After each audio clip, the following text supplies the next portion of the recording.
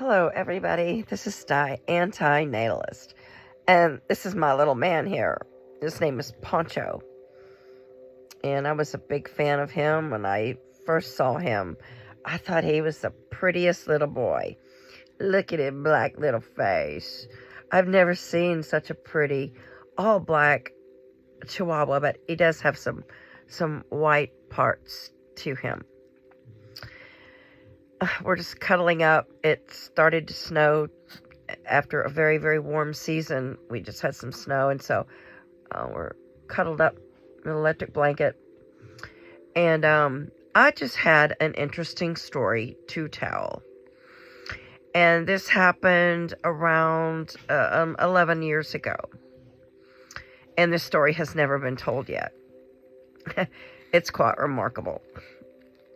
Well, so anyway, I knew the director of an animal welfare society, and she knew I liked interesting things. She knew I liked to be around all aspects of animal husbandry and animal care, and she knew that I could stomach, watching operations and whatnot. And so she let me have certain privileges at this particular shelter. And so one day she asked me if I wanted to be present when they, did the spays and neuters. And I said, sure, I would love to be there. And so there was only one particular animal that I remember on this day. There must have been others. Maybe, I think it was a cat day that they were altering and sterilizing the cats. Can't remember. But this one cat that I was present with for her spay, she was pregnant, and they knew she was pregnant.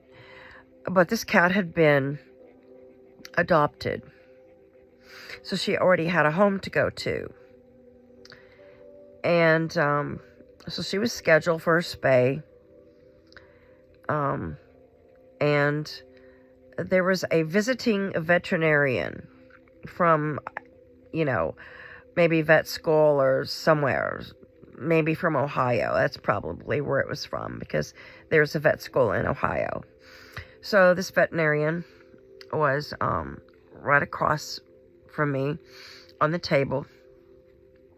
And the spay did not take very long. It was very quick.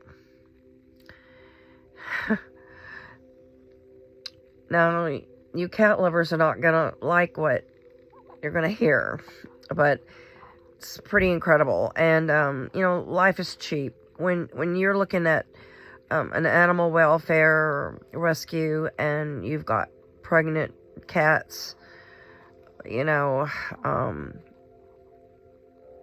life is cheap. Cats are euthanized by the millions. And so this visiting veterinarian, after the mother cat was spayed, the contents of the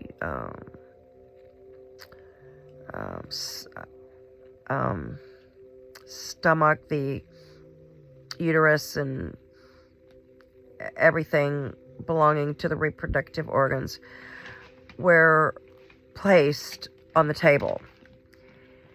And the uterine horn had about 6 kittens. The mother was calico. And the veterinarian injected the euthanasia into each of the, I think the sac around the kittens. I don't think that the needle went into the kitten's body. But anyway, so she proceeded to do that. And then, they had passed. And then what the veterinarian did next really, really surprised the hell out of me. I was just floored. She proceeded to dissect the little kittens from the, from the uterine horn.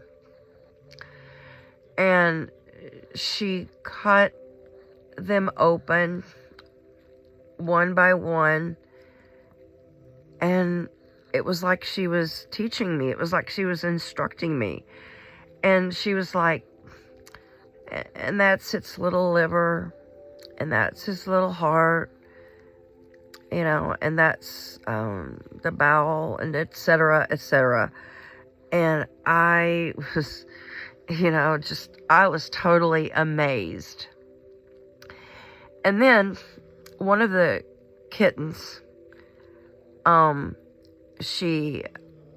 it opened up the cavity, and this kitten had the mother's coat, the calico coat, and the fur was identical to the mother, but the other kittens did not have the mother's fur.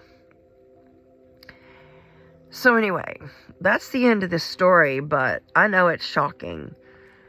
But, I guess the vet was just kind of utilizing the deceased contents because it was literally, open for dissection or open for exploration once they had peacefully passed. But wouldn't it have been nice to have been dissected as a kitten or a puppy right after euthanasia and never have been allowed to suffer in this realm and never to have been born? That would have been blissful. That would have been easy. That would have been so kind and merciful. Thank you for watching this far, and please like, share, and subscribe.